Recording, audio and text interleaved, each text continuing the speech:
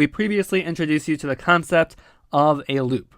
In this video, I would like to apply Jeng notation to it, as keeping track of how the code flows in a loop often confuses beginners, and by using this notation, it allows us to keep our heads on straight and figure out exactly what's what. The first line of code that gets executed is the beginning of the loop. So we indicate that using a comment and the number 1 saying that this is the first line of code that gets run. The computer then executes line 2, so that's the second line of code that gets run. This is the third line of code. This is the fourth line of code. This is the fifth line of code.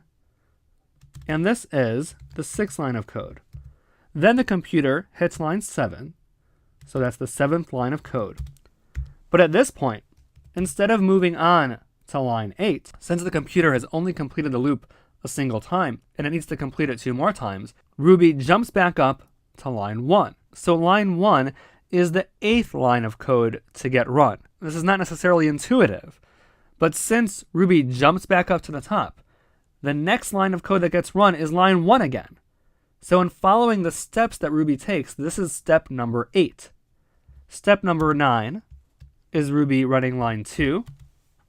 And then we have 10, 11, 12, 13, 14. And then Ruby gets kicked back up to line 1 to run the loop its third and final time. 15, 16,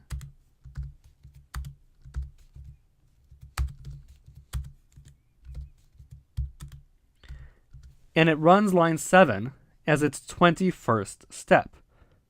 Then, if there was code on line 8, we'd comment it, but we'll just skip it since it's a blank line. The 22nd line of code that gets run is line 9. Line 10 is the 23rd line of code to get run. And the 24th and final step is line 11. If we run this code, it prints out the lyrics, and then it asks, did you like that song?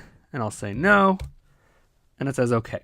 And when looking at this, you can really see how code flow still holds true. That is, Ruby still executes one line at a time, top to bottom. However, the fact that it's in a loop simply has Ruby jump back up to a previous line, but then it works its way downward, one line at a time according to classic code flow. As our code gets more complex, this notation will help us maintain clarity throughout our learning process. This notation will help us tremendously as our code becomes more complex. It will get to the point where it's difficult to figure out what exactly is going on and the order of the code that the computer is going to run, and this notation will help us maintain that clarity.